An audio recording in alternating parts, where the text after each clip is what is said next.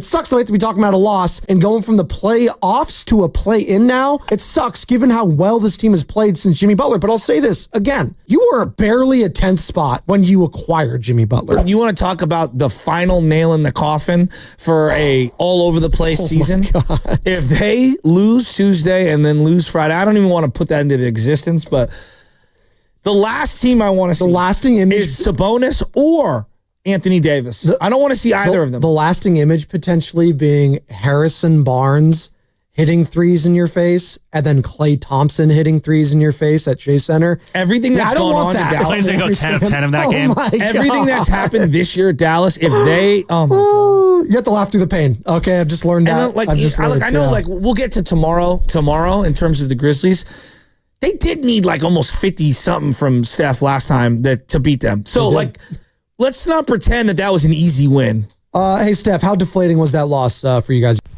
You're just glad. I mean, you have to take the positives of where we were 2 months ago and know our season isn't over. So we would have loved to have,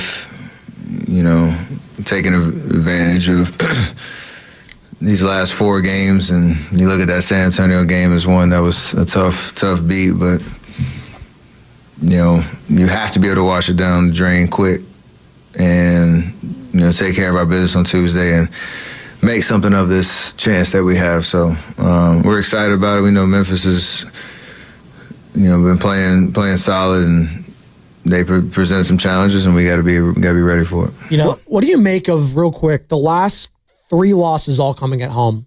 What do you make of that? Why? I just bad execution by the big guys. I know the Suns, like you were in Phoenix, and I could have been at Chase Center. I don't think the Suns were doing anything against you, quite frankly. But those last, like the Rockets, the Spurs, and the Clippers, all different teams and different types of matchups. And 2 of those teams, legitimate playoff teams, so I understand that. The Rockets suffocated Steph. Suffocated them. And nobody else stepped up. The Spurs game was just, your top dogs made mistake after mistake after mistake. And in this one, for some of the good that the top dogs did, they made their own mistakes. And you know what the consistent theme, though, is for all those losses? I would love to see how many poor shots late in the shot clock or shot clock violations they came up with. The ball sticks.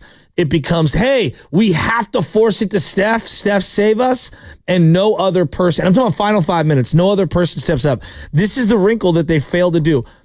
Get the ball to Jimmy on the block, or get the ball to Jimmy bringing the ball up the floor. That's my silver lining, though. That's my silver lining coming out of this game was Jimmy Butler's offensive performance. Like, I needed to see at least 20 field goal attempts from him in a game like that, and I saw that. And I came away wanting more of him. And I think I wanted more back to the basket, Jimmy. But that's a good thing. I feel like coming out of that game, I want more offense from Jimmy because I was actually just struggling. He was struggling with his shot and his confidence with it, I felt like, for most of it. But I saw the blueprint there. Now, conversely, 48 minutes, that's a lot. And a quad injury. And now we got knee in the quad from Kawhi Leonard. Like, how are we feeling about that? And Steve Kerr was asked about Jimmy, if that was the plan, if that was the expectation to him playing 45-plus minutes yesterday. A playoff game, Harden played 48, Kawhi played 47, Zubac's 42, Powell 44, Brandon 43. So when you get to these type games, you tighten up the rotation and you play your guys and you go for it. So I don't want to hear. I heard Mona say, like, I think they were playing, like, they looked lackadaisical at times, like they wanted to play in the play-in. I was like, no. You don't play Jimmy Butler 48 minutes if you want to play in the play-in. You start quiet quitting, if that's the term you want to use, like in the 3rd or 4th quarter. They didn't do that yesterday. They wanted that one badly. So I don't want to hear any, like, they let their foot off the gas. No. You go to overtime, you want to be a playoff team. Simple as that. Simple as that. The final 6 minutes is a regulation was spectacular. Yeah. I don't think people understand how big shots. They went up 101-97 on this play to Dunn with like he floated one over Looney's head, and I was thinking, oh my God, they're really going to lose going away. Right. It was 101-97, and then Looney gets a second chance tip. GP2 tips it. They kick it back out to Pods. Pods hits a huge 3 with 5 minutes to go. 101-100. Powell airballs. Zubac tips it again. Second chance. He misses it. You get a huge rebound. It's 101-100. You miss the layup. Pods tips it off of Looney. Jimmy falls, you do a Looney roll, and it's just that was the 24-second. Just what are you doing? Pod's possession, but no one wanted it. Jimmy just fell off ball. All right. Then Zubac comes down. He gets a layup on as Harden goes flying by GP2, and Steph doesn't hedge over on that play. They go up 103-100, and Steph comes down and hits one of the six threes that he had in the game, like a little back screen. Bang, 103-103 with 3.5 minutes to go. And you're thinking, oh my God. Lou calls the timeout. That's where Curry picks that ball on the inbound. You get the Pods, Dre, GP2. Just awful missed layup by GP2. Just terrible. And then Steph's fouled. He hits a couple free throws. You go up 2. All right. You were down 4 to up 2 just a minute later. All right. It's 105-105 after Powell hits a layup. Steph's fouled again on a 3-pointer. You go up 3. 108-105. Zubac, another rebound, another kick out. Kawhi Leonard ISO'd on Jimmy Butler, hits a tough shot over his face. Then Curry comes down, hits the big pick and roll off of Jimmy, 3-pointer to go up 4 with 150 to go. And that's when he did his little shimmy and he was feeling good. And I thought that was the game at that point. It's like, wow, okay, they're going to do this thing. Everyone did. Yeah. And then Harden goes flying by GP2. Dre is kind of waiting back on the lob. He has to lay back on the lob. And that GP2's got to stay in front of him. Yeah. He's got to stay in front of him. So now it's 109-111. Clippers are down 2, 138. GP2 gets the ball in the paint and passes up a shot.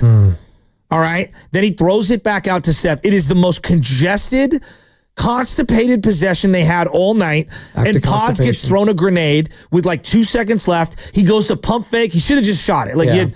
He might have got blocked. I don't know. He ends up traveling on the play. Yeah. But everyone's going to point to Pods on that one and say, oh, that's on Pods.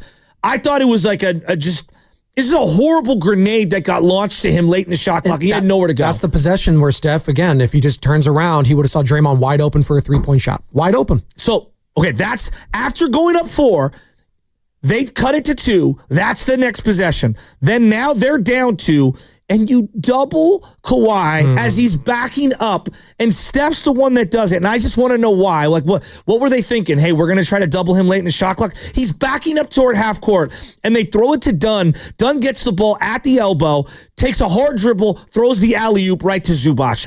How many times am I naming Zubac, by the way, down the stretch? Not 5, not 6, not 7. Now it's a tie game.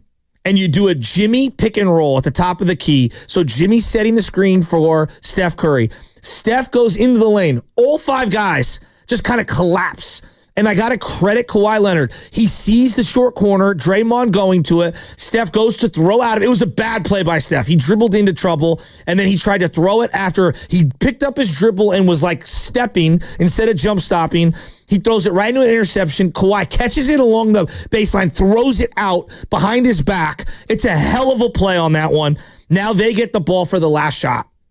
Essentially, there's 17 seconds left. You would have, if you get a stop, have about 8 or 9 seconds left. Which is a lot. That's a lot. It's a tie game. Ty Lue calls the timeout. Smart by Ty Lue. Let's design something here. They clear out for Kawhi Leonard. This is the matchups. Moody on Dunn. Draymond on Kawhi out on an island. Jimmy on Norman Powell, who had hit layups in the fourth quarter. Looney trying to guard Zubac. And GP2 on Harden. Now, I don't know. Does someone want Steph out there? I didn't in that situation. No. I didn't want Pods. I thought it was the right lineup by Steve Kerr, given the way the game was being flowed. And just Draymond fouls Kawhi Leonard with 2.5 on the shot clock. And Steve Kerr talked about that foul. What did he say after the game? Not really, where you go for a steal first and then try to get the foul next. And, we got what we wanted. We got the ball back down 3 and had a decent look. So, it's, like I said, high level basketball game. And wrong one. It's okay. That was after really overtime. I thought that was the Draymond field at the end of regulation, but that was not what it was setting on the cut there. So okay. you foul him, you lose the shot clock. So now there's only 10 and a half left, and you give Kawhi Leonard the opportunity to take the final shot. I just didn't love that sequence. There's no guarantee you get the offensive rebound because, as we know, Zubac was killing them on the glass. But I wanted to give Steph Curry an opportunity with a timeout in my back pocket to get a stop there. You'd have 8 seconds, give or take. Maybe it's 6. That's plenty of time to give yourself an opportunity to shoot the ball. That's at the end of regulation. And then in overtime, Harden hit a couple of threes, and it was catch-up time. Harden was sick in overtime. And again, like... Sorry for going through that with a fine-tooth comb. No. That's fine. This is what we're doing. We're peeling the onion back today. There's a lot of layers to this game. And again, we got all day tomorrow to preview Grizzlies Warriors. But it sucks that we have to be talking about a loss and going from the playoffs to a play-in now. It sucks given how well this team has played since Jimmy Butler. But I'll say this again. You were barely a 10th spot when you acquired Jimmy Butler. So, yeah, could you have been a 4 or a 3 seed? Yeah, you could have been. But you also could have been a 10 or 11 seed. So really, maybe this is just desserts, if you will. And this is where you should have been all along. When you trick off these last 3 games like you did at home, against the Rockets, against the Spurs, and now against the Clippers the way you did, yeah, maybe you should have known all along. You're going into a 1-game playoff basically against one of the greatest players of his era in Kawhi Leonard, when healthy, one of the greatest players of his era, James Harden, and one of the greatest Warriors killers that we've seen in the last decade, and if it's a Zubac. And Ty Lue, who's, by the way, won a title against you guys. Ty Lue was excellent in this game. Those are the only two championship head coaches left in the Western Conference, by the way. I don't want to see Steve Kerr and Ty Lue. That's going to be an incredible matchup between the Clippers and the Nuggets, by the way, in that first round series. I can't wait for that one. So then you're like, you're down 2, and at some point in the final, 10 seconds, Kawhi gets fouled. He's got 2 free throws. Misses one. Misses the first one. He makes the second one. You have basically, they have no fouls to give. And if the Clippers foul you before you get a shot off, it's 2 free throws. So I think that's very important. Yep. If they foul you, you're down 3. So they could conceively foul you, Correct. and it's 2 free throws, which I think is an underutilized tactic. Yeah. You tell the referees, hey, we're going to foul the minute that guy catches it. But what happens is, guys shoot the ball, and you get the 3-point, the 3 free throws. They do an inbound play on the side, and they run the exact, this is the end of overtime, the exact same, I call it double circle play. That's the only way I can describe it, where you have Steph Curry coming around, and he's kind of a decoy, and he back screens, and the other guy's circling around in the other direction to the weak side of the floor, and that would, in 9 times out of 10, because they've run this a million times, I've seen it run for Jordan Poole, I've seen it run for Klay Thompson. They ran it for Buddy Hield in this situation. Now, people are losing their minds because they ran a play for Buddy Hield, essentially, and used Steph as a decoy. I get it. I get why people are mad. I didn't love it. I didn't love it either. That being said, I think he won't say it out loud.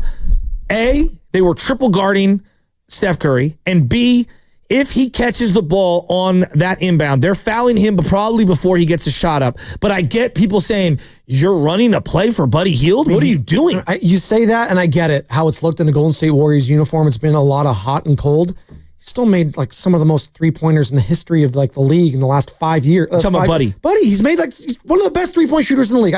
I hear you. Like this season, it's been up and down, and this season you have to bake it all into that. He was open, he took a shot, he missed it. He's a 3-point shooter. Like, what do you want? Like, I hear you. It was a good look. It was a good look. No one wants to admit it. It was a good look. This is how it sounded right here in 95.7 The Game.